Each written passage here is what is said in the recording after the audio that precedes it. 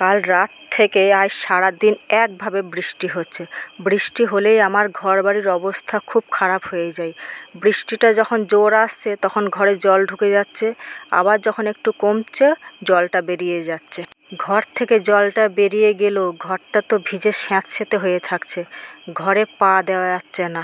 ঘরের ভিতরে এই ভাঙাচোরা খাটটাই সম্বল, এই খাটের ওপরেই সব কিছু করতে হচ্ছে।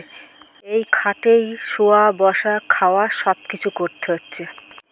এখন আমি রেডি হচ্ছি, আমাদের পাড়ায় শ্রাদ্ধ বাড়িতে নেমন্তন্ন আছে, সেখানেই যাব। বেলাতেও যেতে বলেছিল, সকালের খাবারটা খেয়ে আসতে বলেছিল, কিন্তু এই বৃষ্টির মধ্যে কি করে যাব?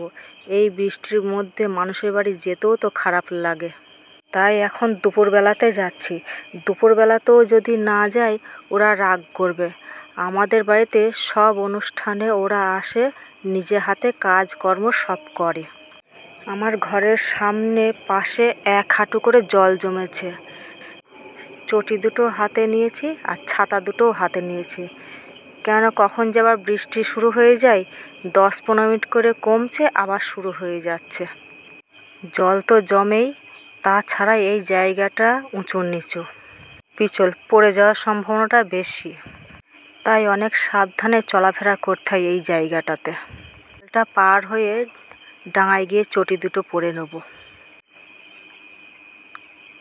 কাদা থেকে বেরিয়ে ঢালাই রাস্তায় চলেছি, আর এই ওদিকে রাস্তাতেও প্রচুর জল কাদা, তাই বললো টোটোতে করেই যাই। ভিডিওটা ভালো লাগলে লাইক সাবস্ক্রাইব করে দিও, আর কেমন লাগলো কমেন্ট করে জানিও।